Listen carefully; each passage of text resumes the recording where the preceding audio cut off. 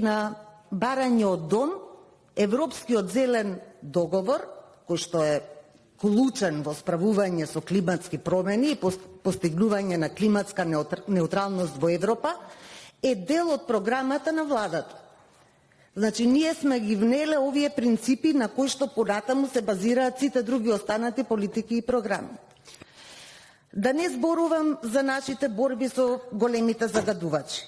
Да не зборувам за поднесениот закон за урбано зеленило во минатиот мандат, кој конечно беше усвоен, и велите еве зошто нели сега мнозинството и не знам што, тој закон беше на предлог на Дом и поднесен, знаете кога? Вие сте помлад, сигурно не паметите. Пред 10 години. И немаше поддршка, еве минатиот мандат доби поддршка од мнозинството.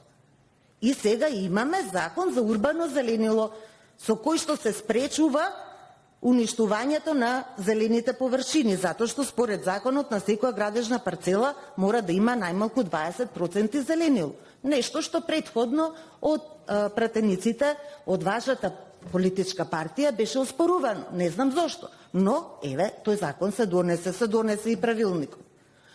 На предлог на Дом се донесе законот за забрана на увоз на отпад како енергенс.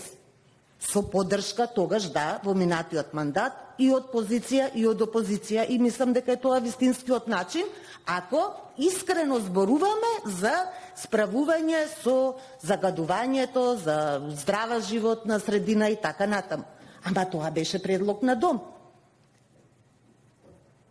За рудниците, мислам нема потреба да ви кажувам. Законот за минерални суровини исто така предлог на Дом што се донесе. И тоа е многу работа, колега Јорданов.